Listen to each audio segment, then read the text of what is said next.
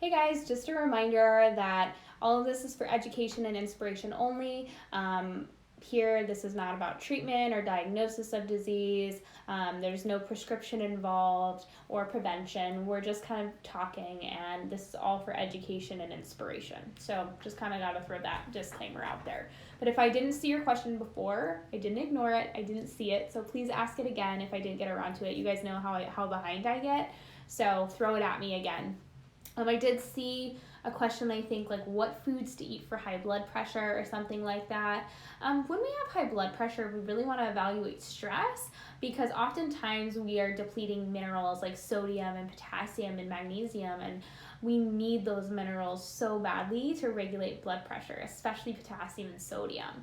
And so those are really important minerals, things like coconut water and bone broth and sea salt. So amazing for kind of regulating blood pressure. But we always want to make sure to check with our doctors and just kind of check in with our levels. What about good stress and fasting helping your body eat up old dead tissue? Is that like what's going around right now? Is that what people are saying? That's funny. Good stress, all stress is stress, right? We love to talk about good bacteria and bad bacteria and good stress and bad stress. There is good stressors, right? But we have to really look at it in context because we like to say like, oh, fasting's good stress. And it's like, well, how many other good stressors are you having on a daily basis? Are you a mom of 2 or 3 kids that are having you go here and there and everywhere? Are you, let's use breastfeeding as an example. Are you being a baby milk factory? Are you anticipating that next vacation, those butterflies in your stomach that you're excited about? Oh, another good stressor, right? We've got life stressors on top of that. Maybe they're good stressors, maybe they're bad stressors, stress all the same. We need to really start evaluating how many stressors are in our lives, whether they're good or bad, and then we need to stop saying, well, this is a good stress and this is a good stress, so I'm going to add that in. Maybe it is a good stress for someone who already is in a very low stress lifestyle, but add fasting to someone who's already eating their own tissue, and now you're just eating up your muscles. This idea of eating up old dead tissue, that's the funniest thing I've ever heard. That's not what happens. We usually eat our muscle tissue first, so we're going to eat up muscle. Well, this is what happens.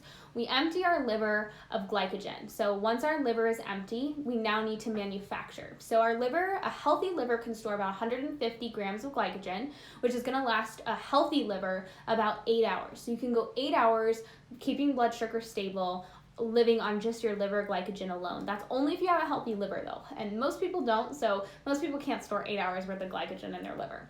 Then once your liver glycogen is gone, what are you going to go for next? Well, muscle tissue, because there's stored glycogen in your muscles, and that's an easy source of carbohydrate to start pulling. So you're going to first pull glycogen from muscle tissue. But if you are under a lot of stress, a lot of times your muscles are not very good at storing glycogen, and so you're going to start breaking down amino acids. A lot of times this is going to come from muscle tissue, but it can also come from like your collagenous or gelatinous tissue, like your tendons, your ligaments, your joints. There is a lot of evidence that this is also going to come from your thymus gland, which is why a lot of people who die and get autopsies around like 60, 70, 80 years old, they think that they had this previous notion that, oh, your thymus gland just dissolves or disappears. Like old people don't have thymus glands anymore. No, you actually eat through the thymus gland. And what is the thymus gland important for? Your immune system. So this is why a lot of times people that are on carnivore and fast long term, they start to get more and more food sensitivities. They start to react to all these different foods when they go to tie them back in, and they're like, oh, sweet potatoes are bad because I react to them. And I'm like, no, you literally just ate up your own thymus gland, and so now you can't tolerate anything. So fasting eats you eat yourself alive. And yes, our ancestors practiced feasting and famine all the time out of necessity, people. Necessity. They had to. Do you think that they would do that now? Absolutely not. You think that they were like, oh, there's a potato right there, but, I'm fasting, so we're just going to bypass that potato today. Like, absolutely not. It's ridiculous. It's ridiculous. And we do not live like our ancestors do, you guys. We are bombarded with stressors, Wi-Fi, EMFs. We're bombarded with artificial lighting, we're bombarded with pollution, we're bombarded with toxins in our clothing and our products, and I mean, just we're bombarded with stressors, and literally our ancestors only had to worry about surviving, eating, sleeping, reproducing. That was about it. So we just have to kind of keep it in mind and keep it in context.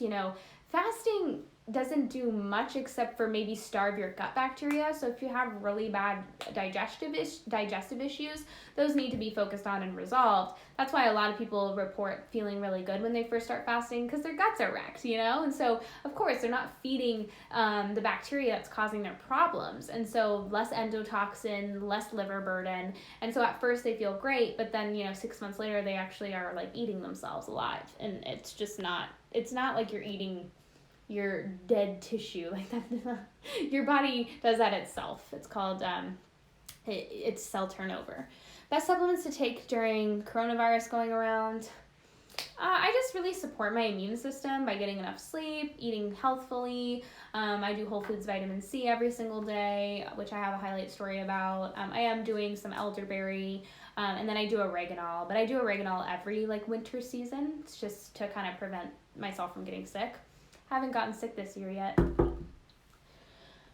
Also, whole food vitamin C supplement are lots of kiwi, oranges, orange juice, etc. during the season of viruses and whatnot. I think both. I don't think a supplement is necessary ever unless you truly aren't very good about eating lots of whole foods vitamin C. But I think it's kind of always in context. Like if you're someone that's more immunosuppressed, or you maybe are an elderly person, for sure, both is probably better. But I think it's plenty to get it from the diet. I have PCOS and I had electrolysis treatment on birth control to suppress hormones. If I wanted to get electrolysis again, would I have to go back on birth control? Electrolysis really worked for me. Personally, I'm not really sure. I'm not a doctor, so that would be a question for your doctor. I've actually never heard of electrolysis before. I've never heard of that. Any advice on copper toxicity impacting thyroid? Have a calcium shell and detox is making me feel really fatigued. Thank you. When it comes to copper toxicity, I more believe in copper dysregulation over copper toxicity. When we have a calcium shell, it just can take some time to kind of break it up and lower calcium and get that calcium out of our body. So I'm assuming you're working on that.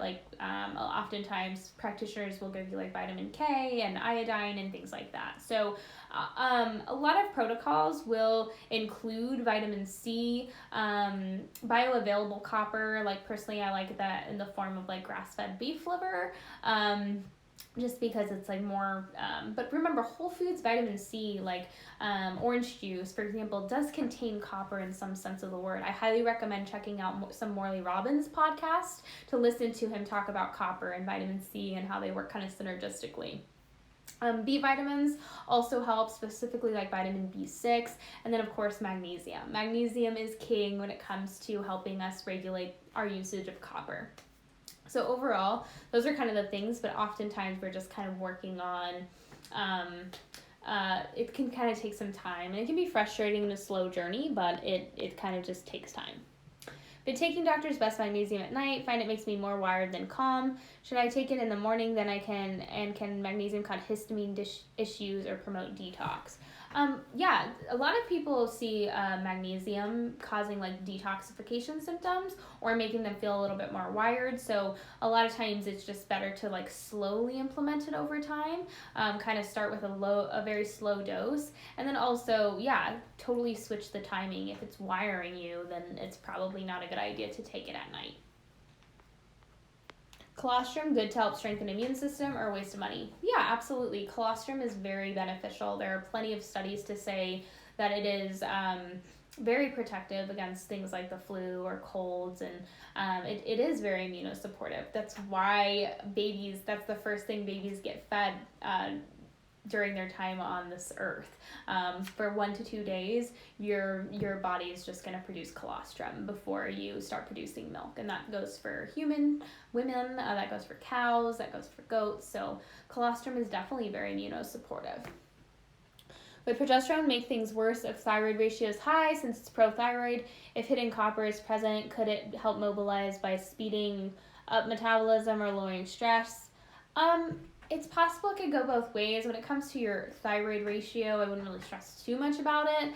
A lot of people are like super stressed about the ratios. It's really like you get that high ratio because you're getting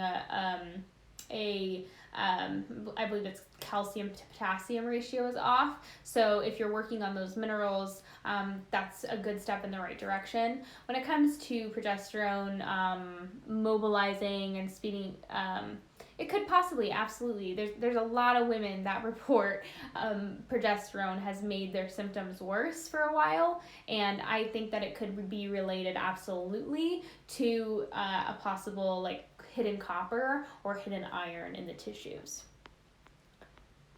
What is the cause of diabetes? This is highly debated, but there's a lot of evidence pointing to free fatty acids in the bloodstream. And, it's a multitude of factors, right? Because if the pancreas is no longer secreting insulin, then that's like a symptom of an issue that's been going on for a long time. But oftentimes at first, it's caused by the cells are utilizing free fatty acids. They're not very efficient at burning glucose. And so you kind of get this dysregulation of the cell. And then so you're going to have to secrete more and more insulin to get glucose into the cell. And eventually sometimes your pancreas gets tired, and that's after a course of years. And a lot of times it is like a bicarbonate deficiency. The pancreas needs bicarbonate in order to function optimally. So there's a lot of factors, and it's not just one thing like to say like what causes diabetes. I think there's a lot of factors. I've been reading Ray Peat's articles. Why does he seem to be against starch, but he recommends potatoes?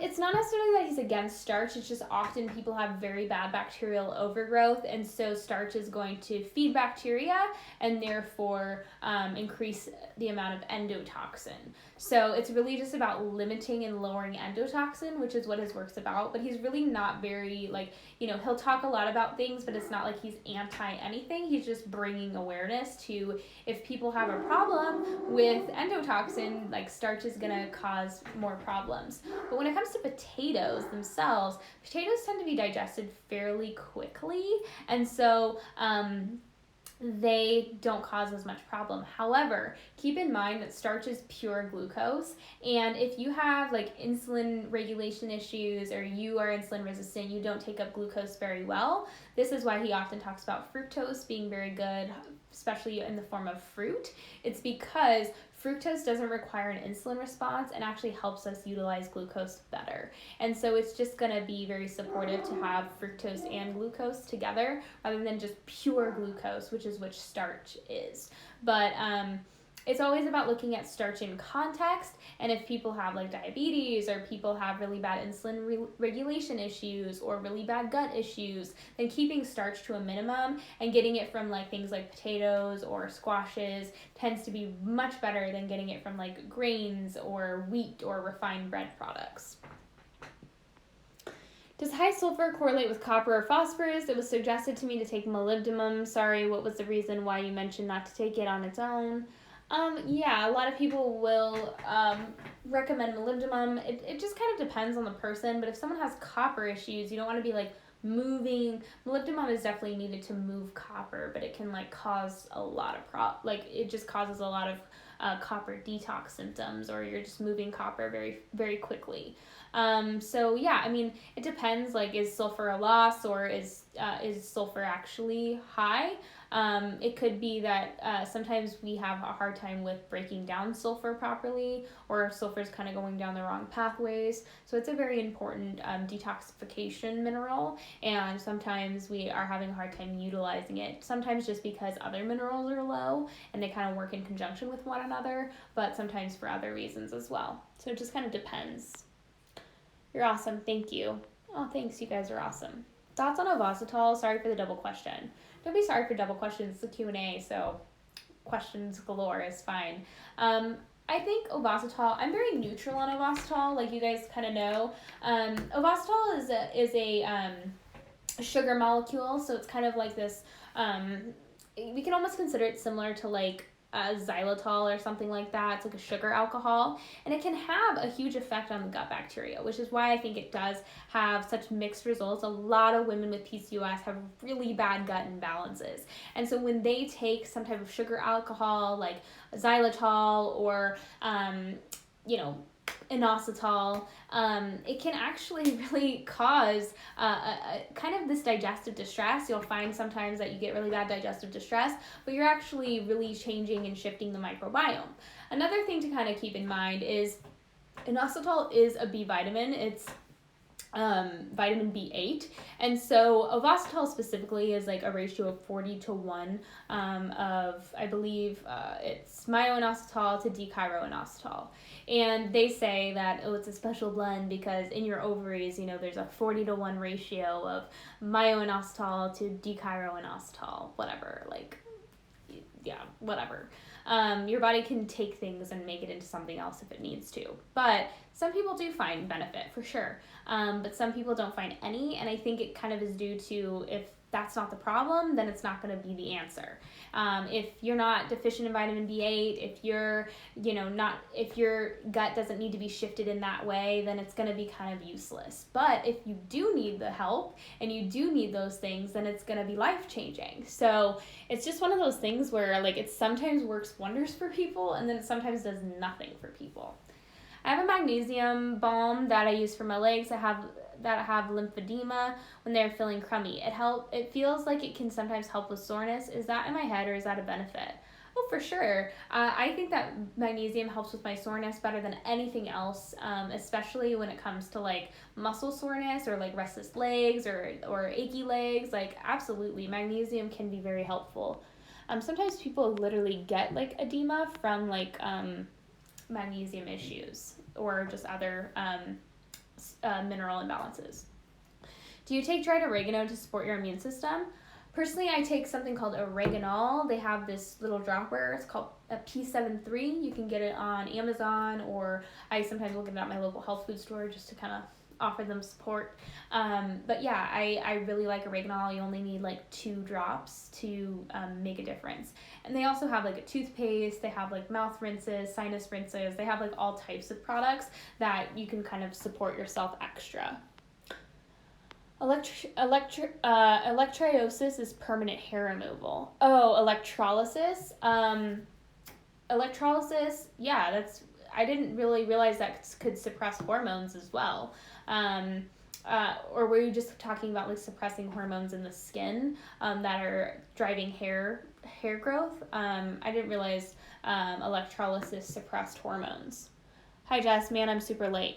You're fine. There's already an hour for you to listen to, so you'll have double trouble. What about enzymes? Digestive enzymes, but also pancreatic enzymes while not eating. Nick Gonzalez again, he did enzyme therapy for cancer. Thoughts? When it comes to enzymes, you can definitely do them without doing long-term fasting. You're fasting when you wake up in the morning, why not take them then? I've used systemic enzymes with clients before. I've used them on myself. They can be very helpful to break down inflammation. They are biofilm breakers. They do absorb into the intestinal lining and they get into the bloodstream oftentimes, and they can actually break down proteins. So when people have leaky gut, they are leaking proteins into the bloodstream, and so there's lots of foreign proteins breaking or kind of floating around in the bloodstream, which can cause your immune system to be on high or to be on crazy, and so that can help with that. But some people are really sensitive to enzymes. So it just kind of depends on the person. I've had people that have to work up to taking one because they have such bad inflammation and their immune systems are so overactive. So it just kind of depends. But yeah, systemic enzymes or proteolytic enzymes can definitely be helpful because they break down fibrosis. They break down scar tissue. And that can be helpful for people that are very fibrotic or have lots of fibrosis. And pancreatic enzymes are part of proteolytic enzyme therapy, or should be. Yeah, definitely. Does vitamin K2 only apply when there's a calcium shell? My calcium is low but high in ratio to bottomed out magnesium. Not necessarily. Vitamin K2 tends to help with calcium utilization in the body. They work synergistically with vitamin D. We got vitamin D, vitamin K, and calcium kind of work together. But I don't think vitamin K2 is only helpful for that. Oftentimes, remember, vitamin K2 is specifically synthesized in the gut or made by gut bacteria. If people have really bad gut issues and their gut bacteria are not making them vitamin K, that can be a problem, right? Like, we're deficient in vitamin K and that affects the liver. That's going to affect calcium utilization. So it's going to affect a lot of things. It is in a way, it's kind of an antioxidant. It works very similarly to CoQ10. It's one of those fat soluble vitamins that's absolutely necessary for like teeth and mouth health. So overall, it doesn't just perform a role when it comes to minerals. It has so many roles. What's a good way to approach high cortisol naturally? Eat every 3 to 4 hours. Make sure you're getting 100 grams of protein a day and no less than 150 to 200 grams of carbohydrates. And give it, 4 weeks of eating protein and carb every 3 to 4 hours, and usually that's enough. Drink as much OJ as you would like as well. Are you still taking FN students to review HTMA results? I went through a lab that isn't trace elements, but heard the ratios can be read the same. It's one of those things where I'm best with trace elements. I've trained on them, and that's kind of like my forte. I know that, what's the other one? TEI, right? Or no, not TEI. Oh my gosh, I'm spacing. I know what you're talking about. I know that, oh my gosh, I'm like, what is it? It's the other one that, as long as they don't wash the hair, it's pretty similar. But the two labs actually do differ on what they consider fast oxidizers and slow oxidizers. So sometimes TEI will consider someone that was told that they're a fast oxidizer by, oh my gosh, I'm literally so angry that I'm spacing right now. Analytical research labs, that's it. Ugh, thank God. Okay, so analytical research labs can say that you're a fast oxidizer, and TEI will tell you you're a slow oxidizer. So they do differ in how they determine oxidizers. They are read pretty similarly, so I could definitely do analytical research labs if necessary, but they definitely can differ on how they determine how fast of an oxidizer you are. What magnesium and collagen supplements do you suggest, and how much should I take? I can't say how much you should take. I'm not your doctor, but I usually take Great Lakes collagen. That's my favorite collagen. Some people prefer Vital Proteins collagen, but I continue to do Great Lakes. And then when it comes to magnesium, it just really depends. I usually look for a good magnesium glycinate, but magnesium bicarbonate is also an amazing source of magnesium, as is magnesium chloride, magnesium spray, which is usually applied topically. Is a vitamin D level of 22 low enough to need a supplement, or is it getting an hour of sun a day enough? That really depends on the person. It depends on the context. Some people truly do need a little bit of vitamin D, but some people are very high calcium, and so vitamin D makes their symptoms worse. So it just kind of depends. But yeah, that depends on the person. Some people will say, I'm going to get an hour of sunlight a day for the next, 4 weeks and go get tested again and see if it's moving in the right direction. And if it's moving, great, it's working. If it's not moving, then they sometimes say, I need to supplement. Any recommendations for yeast infection? Personally, I really like this suppository called Yeast Arrest by, I think it's by Vitanica. I will personally use that if I feel something coming on. They're suppositories. I usually get them on Amazon. That's kind of my favorite. It's what I personally do. Or I'll take a tampon and put it in some kefir. And you know what? So that's kind of my two. Now, I'm not saying that's advice. Always check with your doctor. Always kind of do your own research. But that's what I personally do. I haven't gotten one in so long, but I'm that's what I do, because it's no fun, right? No fun. And then sometimes just so I will also do an apple cider vinegar rinse. I'll dilute some apple cider vinegar, really diluted, and I'll kind of do a rinse. And then I'll wear some loose shorts or something and not put any underwear on to kind of let it air out. or do like some cotton underwear. Like make sure it's cotton and not like a synthetic fabric. That can sometimes be an issue because there's no airflow. Is it helpful to take milk thistle or castor oil once or twice a year to detox? Personally, I think milk thistle is very supportive of the liver. It's a precursor to N-acetylcysteine, which is a precursor to glutathione, and so it can be very helpful in supporting liver detoxification. When it comes to castor oil, I personally would never take it internally. I like castor oil packs, but I don't really like castor oil taken internally. It kind of like skeeves me out. Started drinking real milk for the first time in like 10 years, loving it, but needing to bring it down the fat. But all the 2% has vitamin A in it. Is that what you suggest still? Yeah, personally, that's what I'll do just because you can't get around it. It's required by law to add at least synthetic vitamin A or D unless milk is raw. So I can't. I have access to raw milk, but I only have access to raw whole milk and raw completely skim milk. Skim milk tastes disgusting, and the whole milk is definitely too high fat for me, so I mix them together, and I think it makes like a 1%-ish, 2%. I've kind of like done the macros, so that's kind of like the goal. So yeah, but I definitely will lower the fat that way. But yeah, if it has synthetic vitamin A or vitamin D added, it's, you know, it is what it is. If you live in the US, that is required by law if it's not full fat milk. So if you eat fruit, you won't spike insulin at all. Usually that's the case, but it does depend on the type of fruit you're consuming. There are some fruits, like for example bananas, that are more starch than sugar or than fructose, so that can spike insulin. It really depends on the person, and especially if someone has diabetes, they really need to be checking with how fruit's affecting them. I take Geritol, vitamin B, and iron liquid every day. Do I need to worry about iron poisoning if I take a multivitamin with this? What multivitamin do you recommend? I think that's possible to get too much iron a day. We can definitely, it's definitely possible, especially if we're eating like fortified wheat products as well, or fortified grains. We definitely need to be concerned with getting too much iron.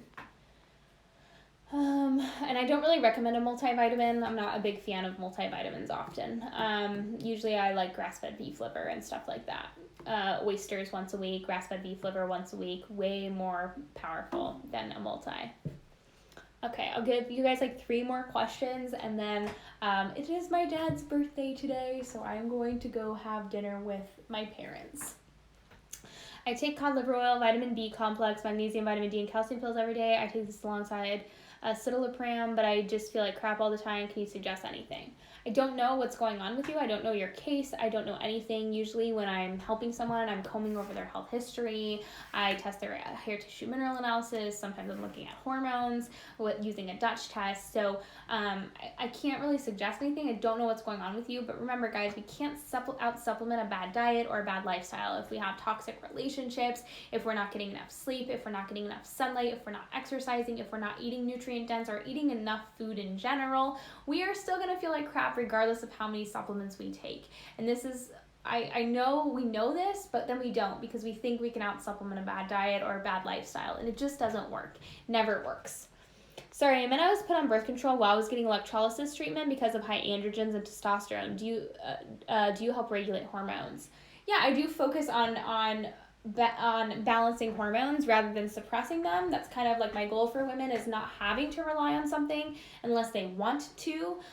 So yeah, I definitely focus on balancing hormones. That's my specialty. That's how, but we always do it. It's not like, oh, I'm going to balance your hormones. It's more like, we're going to support your body, give your body the nutrients that you need, and give your body the minerals that you need. And usually the body does the balancing itself. You know, it's too much of a weight of a responsibility to balance our own hormones, right? Like, we can't do that. We don't even know how to do that. We only know how to focus on the things we can control, and that's our nutrition, and that's our habits, and that's our lifestyle, and that's setting up our lives to have good health, you know, setting up our lives in a way, even if it's taking steps for the long term, for the long game, to have a life that allows us to have a little bit lower stress and feel a little bit better, and do things we enjoy and have creative outlets. It's important to work on those things, and that's what I do with you guys. I don't want to take on the burden of balancing your hormones, because we can't do that. We can't control that. Only our body does, right? Best SIBO diet, no dairy. The best SIBO diet is one that's going to fix the thyroid problem that caused the SIBO in the first place. And that is all I got to say about that. Because SIBO is self-induced bacterial overgrowth, and it is driven by a low metabolism. And no matter how many SIBO protocols we do, SIBO diets we do, it will never resolve until we fix the slow metabolism. Because if food is moving through our digestive tract slowly, and we're not getting digestive enzyme production because our thyroid's not working, and we're not making stomach acid because our thyroid's not working, and we're not getting gallbladder function because our thyroid's not working, we can never expect our small intestine to function how it's supposed to ever. So I have a great story highlight labeled SIBO, and I highly recommend checking it out. Can you order a hair test yourself and sort through the results yourself? You can definitely get it through. I don't think you can purchase one yourself. You have to get a practitioner to order it for you. I personally have to have a practitioner account. My credentials allow me to have a practitioner account. But I'm sure there are some third-party websites that you can purchase one and then just get the results sent to you. It's really up to you if you can sort through the results yourself. It's pretty complex. I had to take $1,000 course and spend 12 weeks going line by line over and learning everything. So I definitely think I wouldn't have been able to do that myself. So I don't know how someone that doesn't have the knowledge to do so would even know where to start, but it is possible. There are a lot of people that have done that. So it's kind of one of those things where I think it's just a personal decision, and there's nothing wrong with doing it yourself and then being like, oh, I can't do this on my own, and then working to do that with somebody else. What about raw cod liver oil and salmon? You don't seem to recommend it, but what about omega-3s, especially for pregnancy, nursing, children? Poison, guys. Poison. That's all I gotta say about that. Not a fan. It's one thing to get it from your food, like you're having the occasional salmon and whatever, but supplementing it, guys, no. I'm personally not a fan. What is a rough macronutrient breakdown for women? Usually 50%, 25%, 25%. So I like carbohydrates higher. I like protein to stay pretty steady, usually above 100 grams, especially if someone's having, a 2,000 calorie diet, they're going to be getting more than 100 grams, it's going to be 25%. And then keeping fats, moderate but fairly low and getting them from the right sources. So 25% usually is. But that's a rough breakdown. It very much depends on the woman and depends on what she's going through and where she's coming from. All those things really matter. Hi Jess, welcome back. Hope vacay was fun and relaxing. It totally was. Okay, I'm going to answer Cecilia's question and then I'm going to be done. And I made it to the end. Yay. Okay, what could pains during suspected ovulation mean? 15-year-old newly cycling since July. Only basketball player, eats a lot but lean and muscular. Is she over-exercising? That's kind of something to kind of keep in mind. But it could possibly just be some inflammation. It's always a good idea to get it checked out just to make sure it's not cysts. If you've already done that and you're kind of there was nothing that came up, then, anytime you get middle schmerz, it's different. If you get a little twinge, middle schmerz is pretty normal to get a twinge. But if it's severe cramping pain, it's a good idea to explore cysts. It's a good idea to explore and check, make sure you're checking up with your doctor on that one. And if nothing comes up, then sometimes it's some estrogen dominance. So evaluate stressors. Oftentimes when it's a young girl, it's stress that's driving progesterone to go down. So is there over exercise? Is she eating enough? Is she really stressed out? Is she getting enough sleep? Is she getting enough vitamin C? Is she just getting enough nutrients in general? Enough protein, so important, especially during growth. And then if there's exercise on top of growth, it's so important. A lot of times we forget that teenagers are still developing up until they're actually low 20s, so 23. And so a lot of kids who are in sports on top of developing, we forget they're developing and in sports. So not only are they depleting themselves, but they need the extra nutrients to just grow and develop. And so that's just those are some important things to kind of keep in mind. But nutrient density, vitamin C, making sure there's enough sleep, enough sunlight, and enough decompressing is really important. And if that doesn't improve things, then maybe exploring magnesium issues, things like that. But I would always make sure, if that hasn't been checked out by a doctor, to just double check, make sure that there's nothing more of an issue going on. All right, guys. Yeah, Great Lakes Collagen, and I like World Organic Chlorophyll. But yeah, I'll be doing more stories this week, so give me some time to like get back into things. But I have a lot of stuff coming up, so I'll see you guys soon.